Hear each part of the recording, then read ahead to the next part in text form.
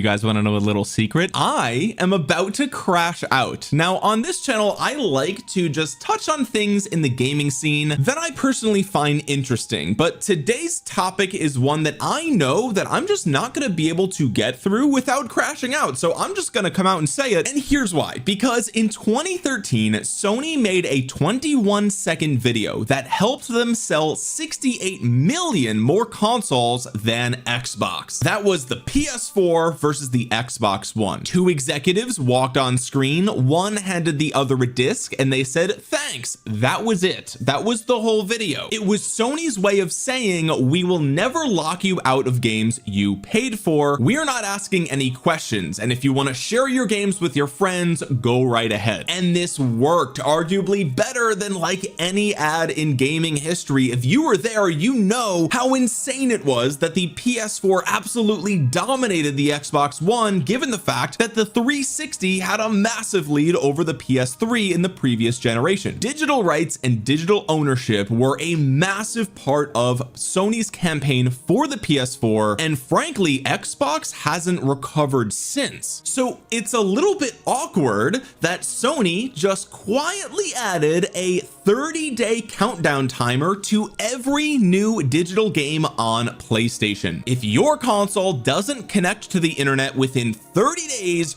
your games stop working. The games you paid for, the games on the console sitting in your living room, just don't work anymore. And the worst part isn't even what Sony did, it's what it tells us about where gaming is headed, because this isn't just a PlayStation problem, it is a modern gaming problem. And I don't know how, but every single week it seems like in some aspects modern gaming keeps getting worse. How is it possible? Every single week, every single month, there's a new thing. Companies figure out a new way to make things worse. Meanwhile, indie developers are popping off. They're releasing some of the best games that we've ever seen at price points that are unbelievable. You could buy $5 and $10 games that give you 60 hours worth of content or more. So clearly it's not hard for games to do the right thing and provide value to the customers, but the biggest names in gaming keep messing up, and it's driving me insane. So let's talk about why am I crashing out? This news just broke the other day, and it's been gaining traction as more information has come out and as more has been confirmed by people and by Sony support. PlayStation has seemingly added a 30-day DRM check to all newly purchased digital PS4 and PS5 games. Tests suggest players won't be able to play their digital games if they go 30 days without connecting online. And it's like it's almost like an Onion article, right? Like it's almost so bad, it is so stupid, it is so insanely consumer unfriendly that it's almost a joke. And I was actually going to cover this a few days ago. This first became news on like the 24th or 25th of April, and I waited a day or two because I was like, there's no way, like this is obviously like a mistake or like a glitch, or like they're testing something, or maybe it's just in certain countries or for legal reasons or something. Like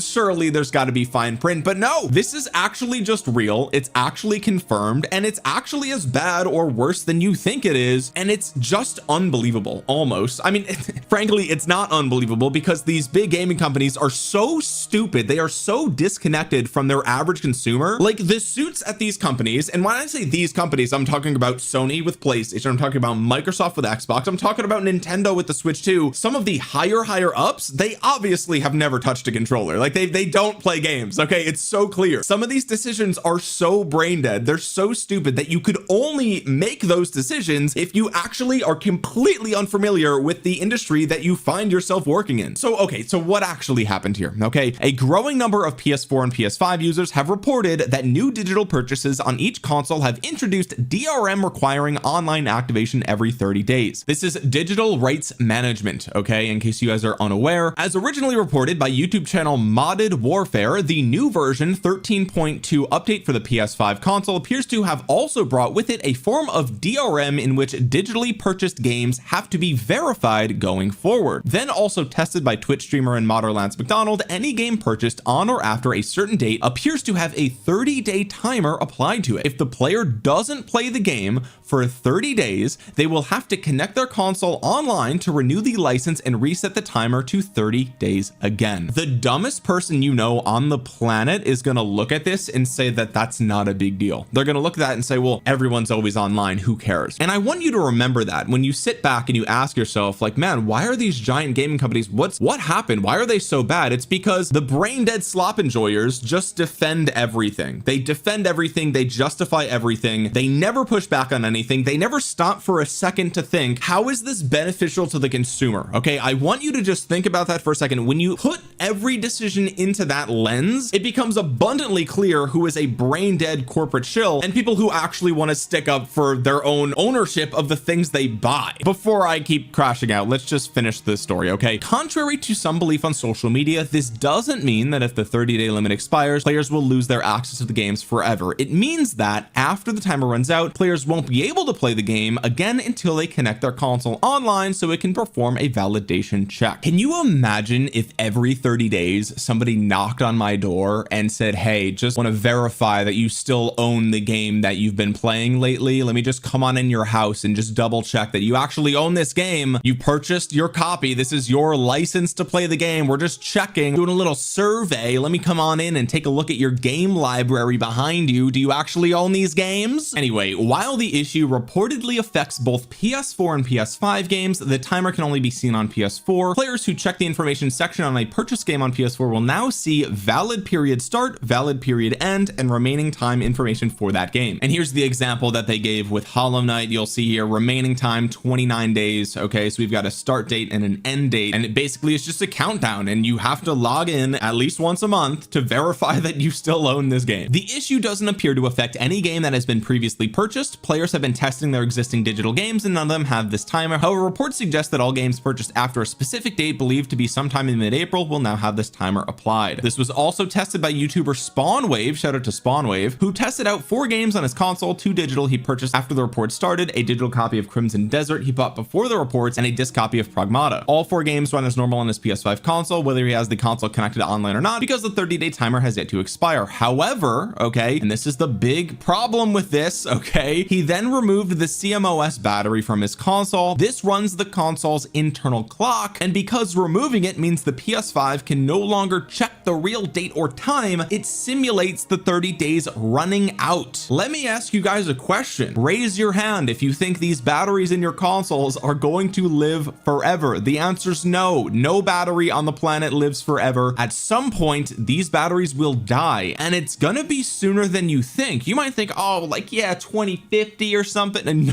no, it's gonna be sooner than that. So you now effectively have a time limit baked into your digital purchases. At some point in the future, the batteries go bad, they need to be replaced, whatever the case might be, and you lose access to those purchases. Now, perhaps there's a way around that, but that shouldn't be something the consumer has to consider when they're buying a game. Are you buying the game or are you renting the game until 2050? Like, which one is it? Because if you're using the word buy, what are we talking about? Moving on here, it says, with the CMOS removed, Spawnwave's previously purchased copy of Crimson Desert and his disc copy of Pragmata continued to run without issue because there were no checks on their validity. The 2 games he purchased after the reports emerged, however, failed to run with an error message saying can't use this content, can't connect to the server to verify your license. That's the second part of this, because servers go down. And this is one of the things that drives me insane about this, right? Because obviously you guys can tell I like physical media, okay? And there's always that digital crowd that it just does not have the brain power to think ahead like a decade. Like, all they care about is instant gratification, their immediate enjoyment, and okay, everything is all sunshine and daisies right now, which means nothing will ever go bad, right? Like, that's the mindset that you have to not see these problems coming, because anybody with an IQ above room temperature can see this coming from a mile away, that these servers go offline at some point. These are giant corporations that cut costs wherever they can find them, and at some point in the future, they're not going to leave the servers up in perpetuity for these consoles, okay? For PS3, PS4, PS5, at some point the servers go offline. Whether you like it or not, that is the reality that will happen. So just because it doesn't affect you right now doesn't mean it's not going to ever affect you. It will affect you. This is not a debate, right? It's not like, oh, that Omniarch guy is arguing his point of view and I'm arguing my point of view. No, I'm right. We just have to wait. That's really all it is. Moving on with the article. article, I told you I'm going to do all these tangents this video because I'm crashing out. Okay, while this apparent new change will have no impact on the vast majority of players, it does have a short-term impact on players who have sporadic access to internet connections and tend to mostly play their console offline. Its long-term impact is of greater concern to some players. However, if the timers are the new standard going forward, should Sony ever turn off the PS4 or PS5 servers, it's not should, right? It's not should. They will turn them off. At some point, they will go offline. Players would have to rely on the CMOS to verify games. When the CMOS battery runs out, it will theoretically no longer be able to verify and therefore play any digital games purchased after mid-April 2026.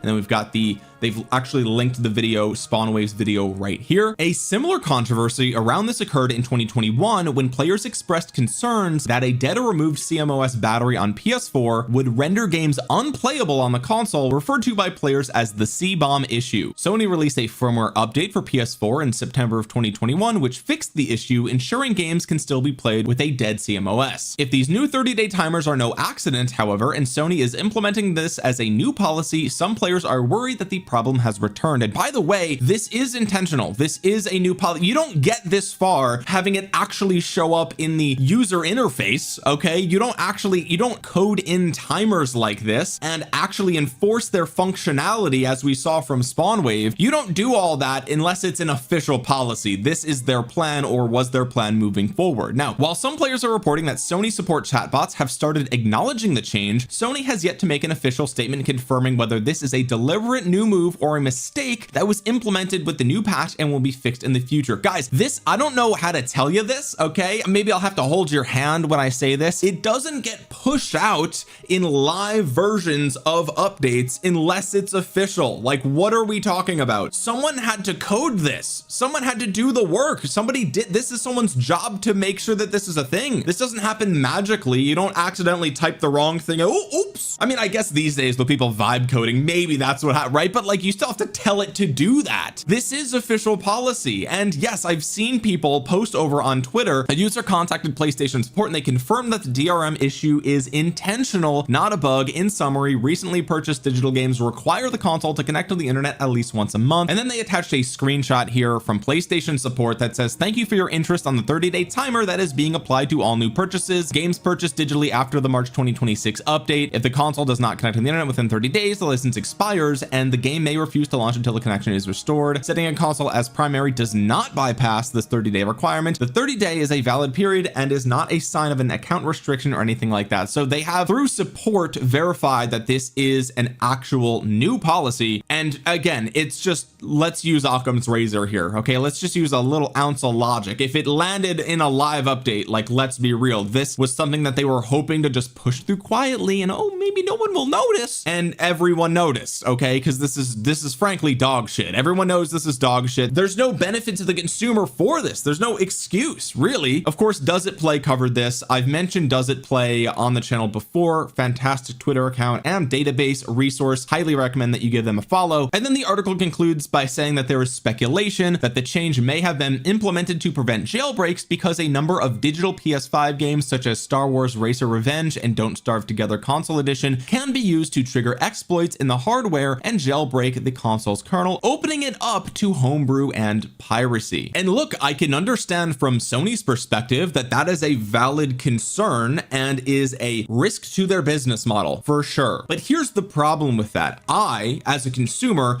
don't care what Sony's actual issues are. Okay, I care about getting access to the things that I pay for on my own terms. And this update is bullshit. It's actually just a spit in the face of the consumers for PlayStation. And look, I buy mostly physical games, so really this is not that big of an issue for me. But now I for sure will not be buying any digital games on the PlayStation forever. There's just no point. And let me be honest with you guys, you can't even see the top two shelves above this. My backlog is huge, and I'm sure if you're watching this video, you know the feeling. Okay, you bought games on Steam summer sale, or you bought a game because you saw it was a good deal at Target a few years ago. You never got around to playing it. Okay, we've all been there. I don't need new games. If the industry keeps getting worse, I just won't buy new games. Do you understand? Like, we as consumers have so many choices these days with what we spend our money on, what we give our attention to. The power really is in the hands of you, the consumer, what you spend your money on. So if PlayStation keeps making worse and worse policies, and Nintendo keeps having worse and worse policies, and Microsoft keeps having getting worse and worse policies, and oh, now there's no more physical games, there's only digital games moving forward. And great news, I'm playing the 360. I'm gonna play the GameCube. I'm not participating in that because that's bullshit. I'm not doing it. There's like a million games out there that I haven't played that are apparently really good. I will never run out of games to play in my life. If I never bought another brand new release, there's already been enough games released to last me a lifetime. So all these companies can go down whatever path they want, but consumers can just ultimately decide. I decide that I'm not participating in whatever the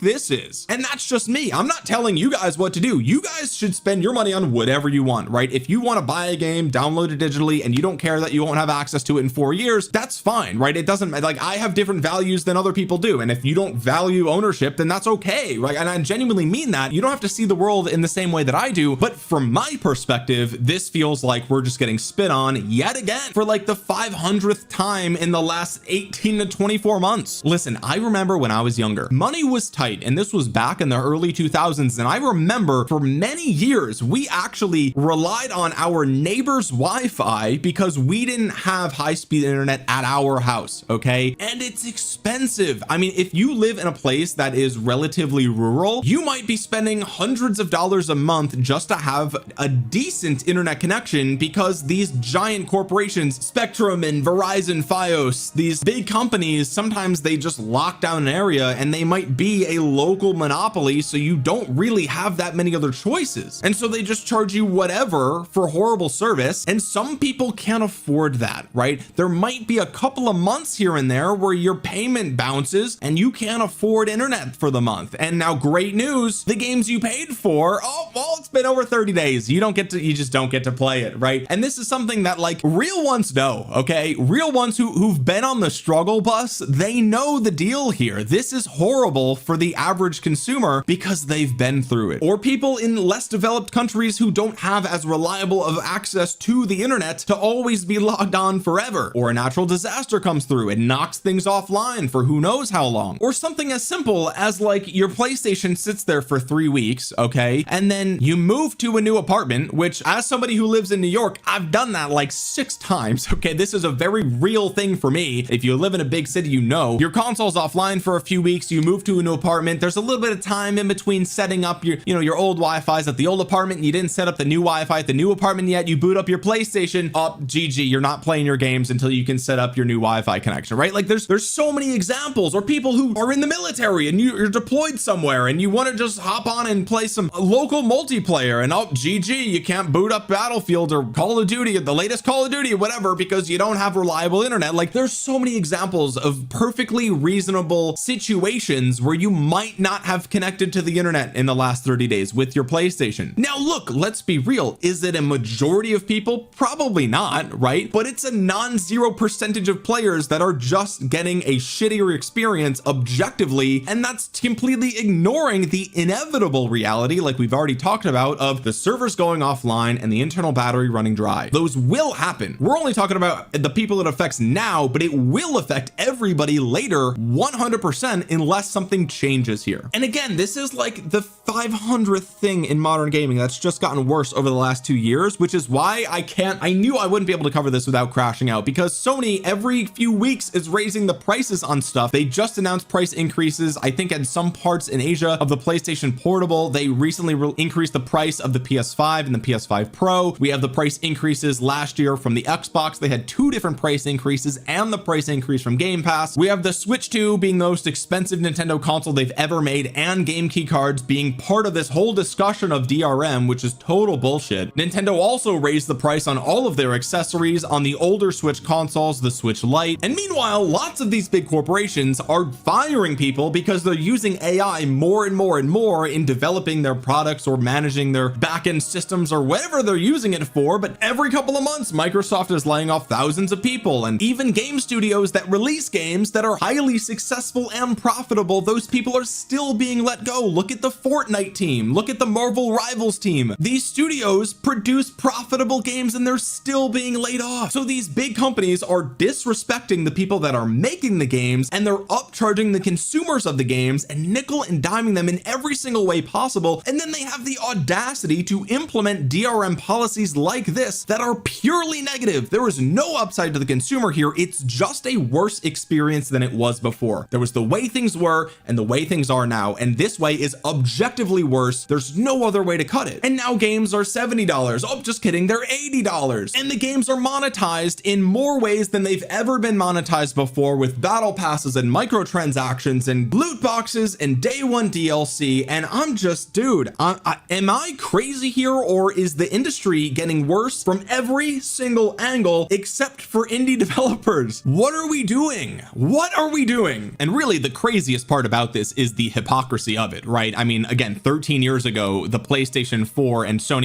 they were criticizing Microsoft and Xbox for their DRM practices with the Xbox One, right? It had to be always online. Remember that? The Xbox One, they announced, oh, it's always online. It's going to be bundled with the Kinect, and the Kinect was literally just a camera that was just always online in your living room, and everyone was like, that's horrible. And then the PS4 dominated the generation, and that led through into the PS5, which continues to dominate the Xbox Series. And here we are. Sony has lived long enough to see themselves become the villain. It's literally the exact same problem that they made fun of Microsoft for. They're literally just doing the same thing. Copy, paste. That's it. So let's end on a positive note. Okay, let's just reel it all in and ask ourselves, okay, sitting on the internet and complaining, that, you know, maybe that moves the needle for some things if enough people get on board, right? But let's actually just talk about what you can do about this to improve your life when it comes to your relationship with games. Okay, here's the number one thing. If you can, buy your games physically. You don't need the game on day one.